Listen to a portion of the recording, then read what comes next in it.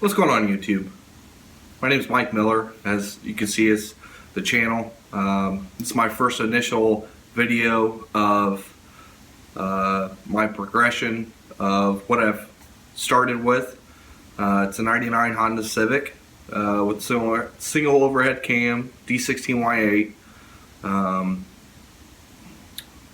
Previously, before any of this started, let's go back 10 years ago.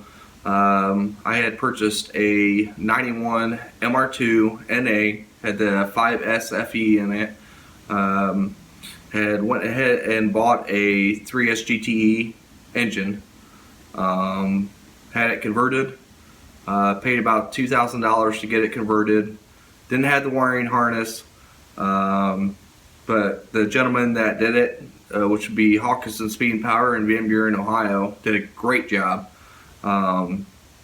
Fantastic car, a lot of fun. Planning on moving to California, sold the car, got out of the car scene. Ended up joining the military and did 6 years in the Army.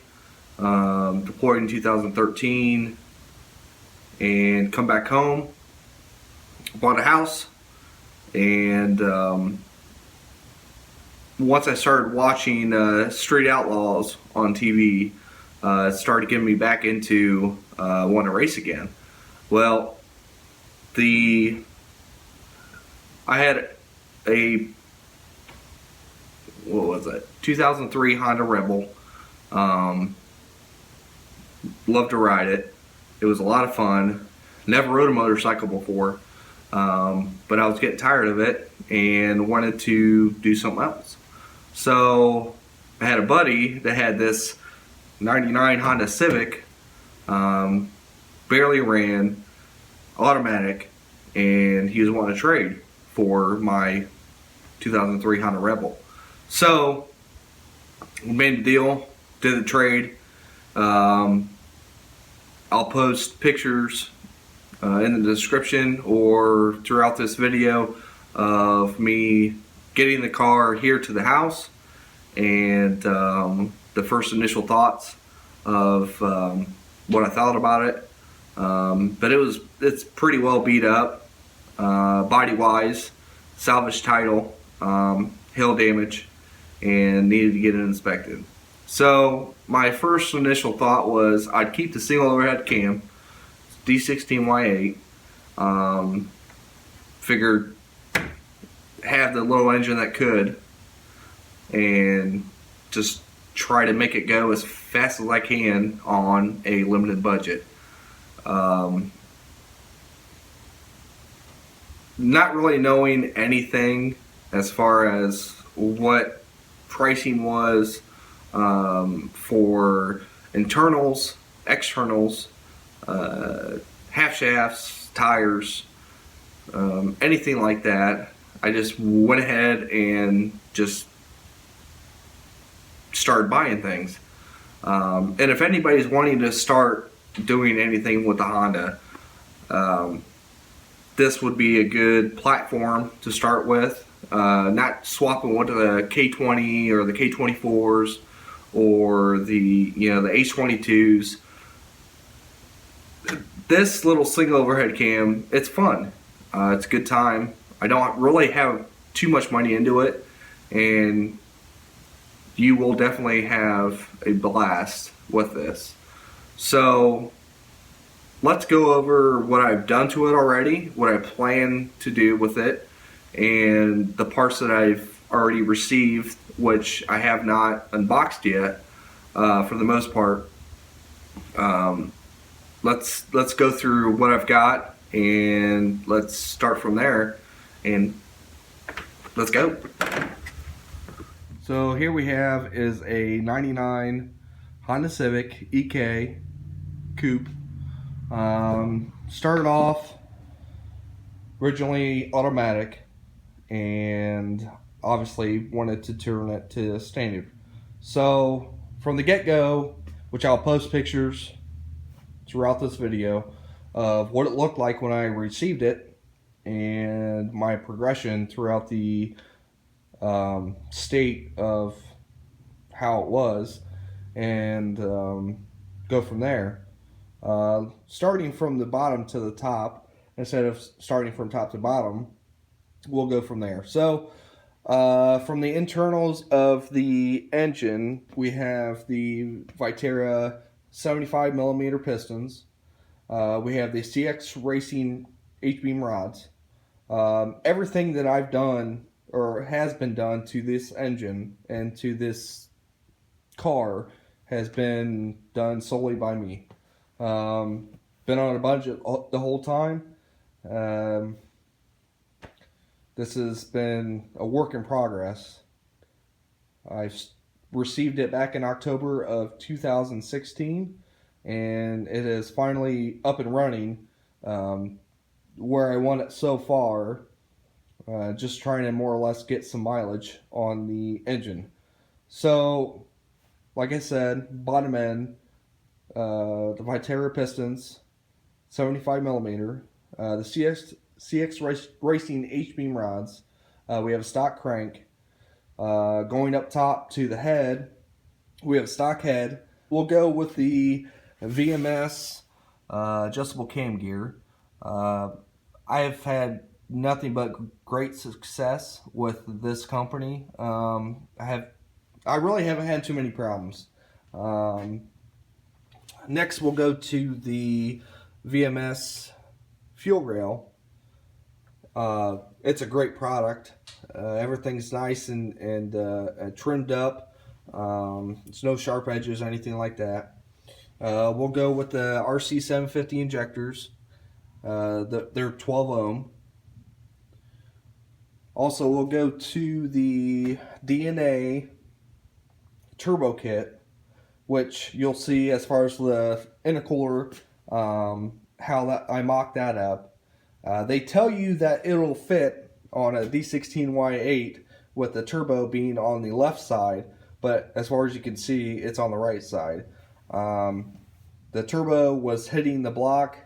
It would not fit at all.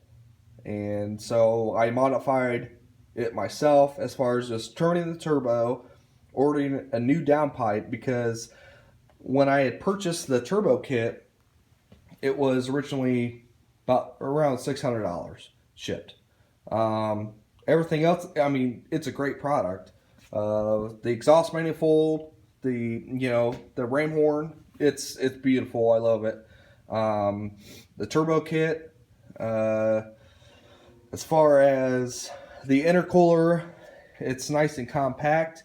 It fits inside of the front bumper really nice, which I mocked up myself and used U-channel aluminum to be able to hold it up, which you'll see once we take off the front bumper to do these headlights, which is coming up. And I'm doing everything off on my phone, I'm sorry. But limited budget, it's my first video. Nervous and not know what to expect, but we're going to keep going. So we do have the ram horn. This is a T3 T4 60 trim AR. We do have the wastegate there, which I do have the AC deleted. I don't need it. Also, we have the VMS ignition setup, which will be the you have your VMS wires, the ignition wires. You have your VMS distributor cap, VMS rotor, and we also have the MSD Blaster 2 coil, which I have mixed reviews as far as people having good quality with it. A lot of people want to stay with the stock coil with the Hondas, but I haven't had a single problem with them. Excuse me. We also have the DNA motoring dual core radiator that I just installed not too long ago. My car was overheating with the single core stock radiator. So I ended up purchasing this for around $55, I do believe. Great product. Everything's nice and tidy. I mean, if you're wanting something on a budget, this is the way to go with DNA motoring. And they're really easy to get along with. Really fast responses, as far as my personal opinion. Haven't had any problems with them. Also, we have the intercooler piping, which is from CX Racing, because the intercooler piping that was supposed to come with this turbo kit was out of stock. They refunded my money to me, and I went ahead and ordered my own intercooler piping. So I had the intercooler, just needed intercooler piping. So I received the intercooler piping, and everything worked out pretty well for the most part until I got down to the turbo. And because of the turbo being clocked or mounted the wrong way, I had to modify it myself, which is no big deal. So, also, once we get to the intake manifold, it wasn't automatic. This car wasn't automatic from the get-go. I had tried to modify the intake manifold and do it the correct way for the intake air control valve, and I did it improperly. So I had picked this up for $68. It's unpainted, as you can tell, but it does work. I also picked up the auto air control valve for the intake manifold, which was, I think, around $38 to $40. It was not too expensive. Used, obviously, all this stuff is used, which ain't no big deal. Everything's still good. So we'll go with the converting over to an automatic to a standard transmission. Okay, this is out of a 99 Honda Civic EX manual transmission. I had met up with a gal. She had a Honda that was going to the scrapyard and was she was wanting to sell the whole car in whole for $150. When I had went to the gal's place of home, the car was pretty well beat up. There wasn't really anything that I wanted. I was thinking about trying to get the fenders, which I'd show you. But I did see that the transmission was in the back, in the trunk, and the shift linkage, the pedal assembly, everything I needed for the swap was there. So I still offered her $150, and I told her that you'd still be able to scrap the whole car and still receive, around $100. So we made the deal on that. Went ahead and bolted everything up. It's got an XCD Stage 4 clutch in it, a new throwout bearing, with a lightweight flywheel. Okay, sorry about that. Had to put my son to bed. So we were at the flywheel, but it is a lightweight flywheel. Also have aftermarket, if you can see, it would be the polyurethane engine mounts on all sides, all eBay. Everything that I've received is from eBay. So if everybody's trying to say eBay's junk, whatever else, it's not junk. It just, some things do have to be modified. So if you're able to modify and fabricate things on your own, I would suggest to go with eBay. If you have any problems, I haven't had any issues as far as trying to communicate with somebody to get something right. So as far as the eBay, this is the eBay fuel pressure regulator that came with the eBay or the turbo kit. We also have the eBay catch can, which I did modify just a couple days ago. This air filter, or this little filter that I have here, is from Advanced Auto Parts. What I did was I had taken a brass fitting that is threaded on both sides and drilled out with a stepping drill bit. Went ahead and screwed that in, put this little air filter on top so that it would be vented to the atmosphere more or less. Some people want to debate about putting steel wool in this, because I did. It doesn't come with anything inside of it. It's just hollow. It's a hollow cylinder, and you're pretty much just more or less just have these two fittings, one to the back of the crankcase, or to where that your black box is on the back of the block, and I completely bypassed the evap box back there, and just right it to the valve covers for vacuum.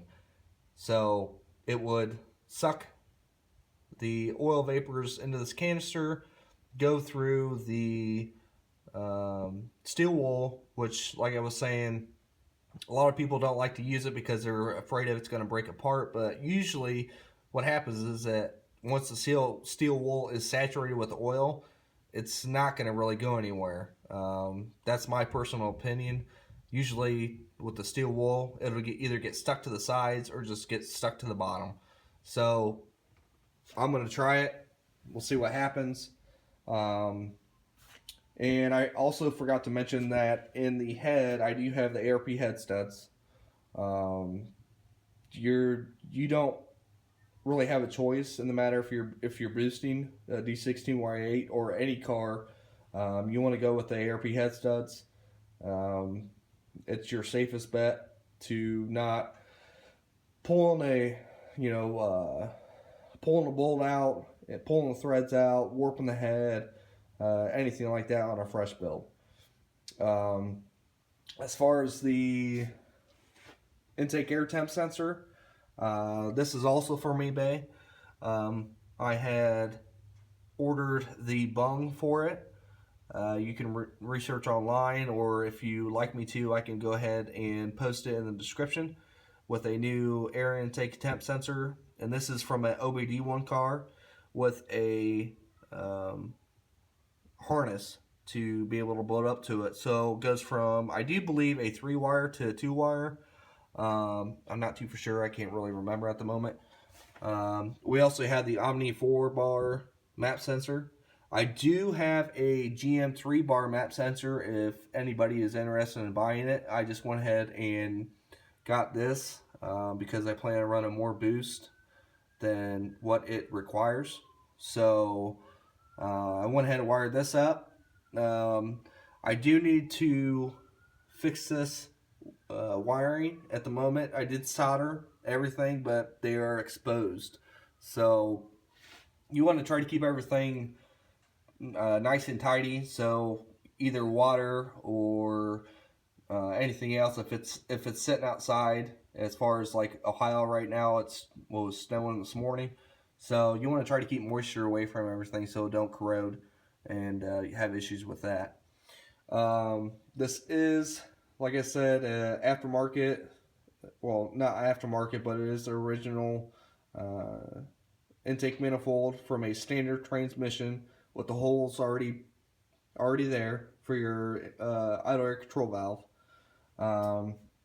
I was having issues with the CX Racing blow-off valve for some reason or another, and I'll show you here. And excuse the mess. My wife is in the craft business, and we have a craft show coming up, so that's what I'm working with right now, besides the car.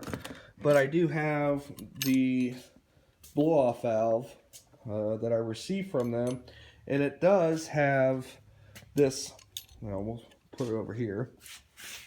It does have this fancy clip that you have to put into, well, what was a another bung there, and it's just supposed to snap in there with the O-ring on the bottom. Well, I went through the first blow-off valve that I installed. It had blown off and actually cracked the housing right here. It actually broke it right here.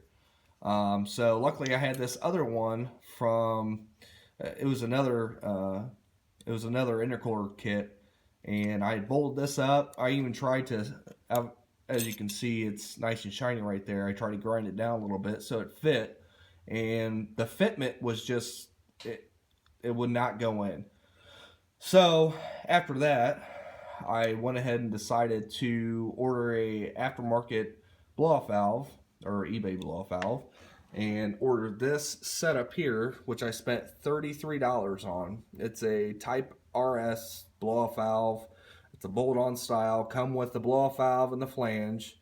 I had somebody locally weld it up for me because I do not have a TIG welder at the moment, and did a pretty decent job, and I have not had any issues at all. So my best bet would be to get one of these, a bolt-on style, so you don't really have to worry about that issue, either the O-ring blowing out or the clip getting dislodged from the inner circle. So that's what I would do, my personal opinion. But so this is what it is so far. I'm running about 10 pounds of boost. It is it's pretty quick. It was tuned by Mark Edens and Edens Tuning in Dayton, Ohio. We were having issues at the at his shop, and come to find out my turbo locked up. So this is a newer turbo with probably 10 to 15 miles. My suggestion is to make sure to check the oil restrictor when you are bolting up your turbo kit. I found out from DNA and other resources online that you have your journal bearing and your ball bearing turbos. The journal bearings, from what I had seen, they have an oil restrictor of either 60 or 65 thousandths, and the ball bearing requires less oil and have a oil restrictor of 30 thousandths.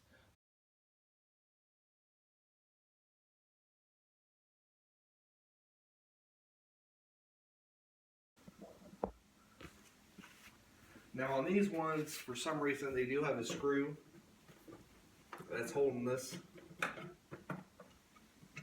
clip in. So we're going to go ahead and take that out now.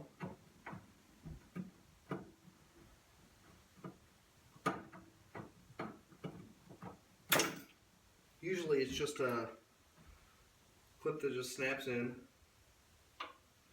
but all headlights are different.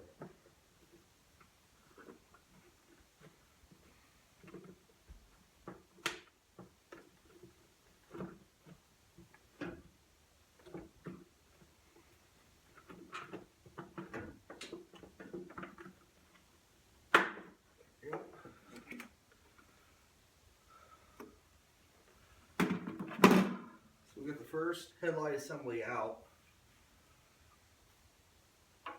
Now, as you can see, this bolt is broke here.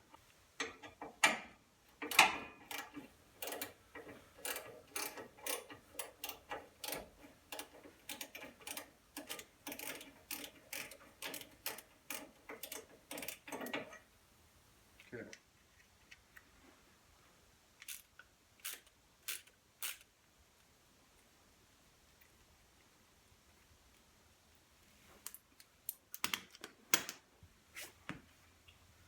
So,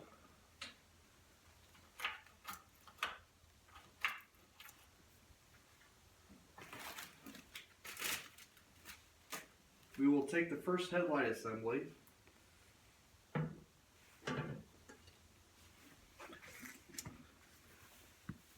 Now you see this clip here. You got your headlight bulb. This clip is what holds it in.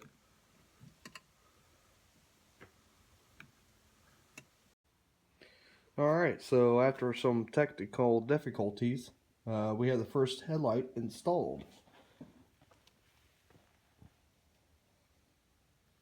I think it looks pretty good. Now, I'm guessing that possibly this headlight could be the same manufacturer, but I have no idea if it is or not. So, we'll go ahead and get the other headlight installed, and we'll go from there. We'll see you soon. Alright, so we have both of them installed. Fitment was pretty good. Didn't really have too many issues with it. So let's see how it looks.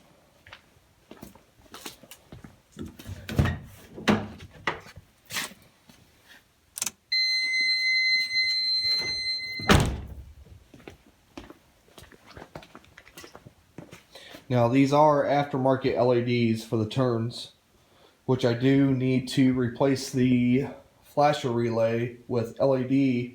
It's a LED flasher relay, but it does look really good. And you will have to adjust for your headlights as far as your up and down, left and right. And if you'd like to see a video on that, we can go from there, and we'll do that. So since I have the front bumper off, I'll show you the intercooler from DNA Motoring. These are the brackets I was telling you about that I made. It's just aluminum H channel.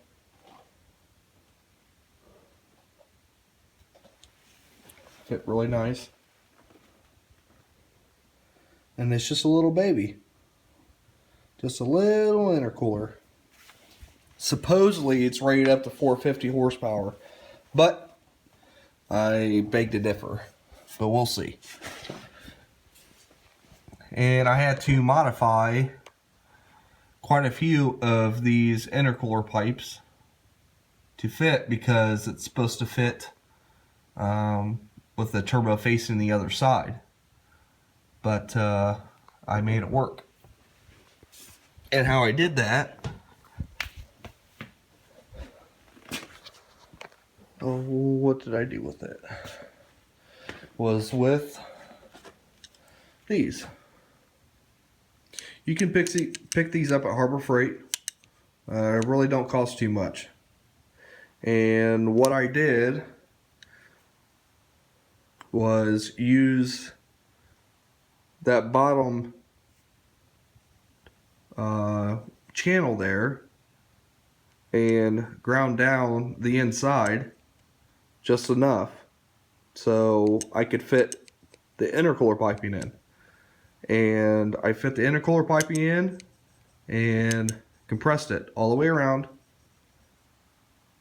to make a notch for the coupler to go around and for the band clamp to clamp onto. So, Harbor Freight special. If you don't have one of those fancy intercooler rollers. But yeah, so easy install, not too hard, 50 bucks. DNA Motoring. All I gotta do now is install the front bumper, the grill, and she's ready to rock.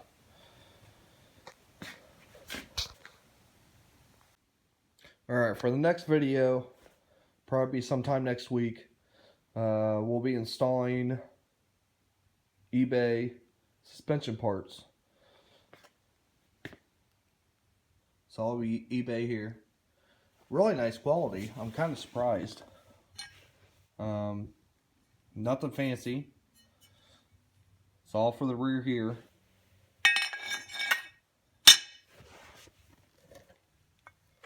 We'll get in more into depth once we start tearing it apart. But yeah.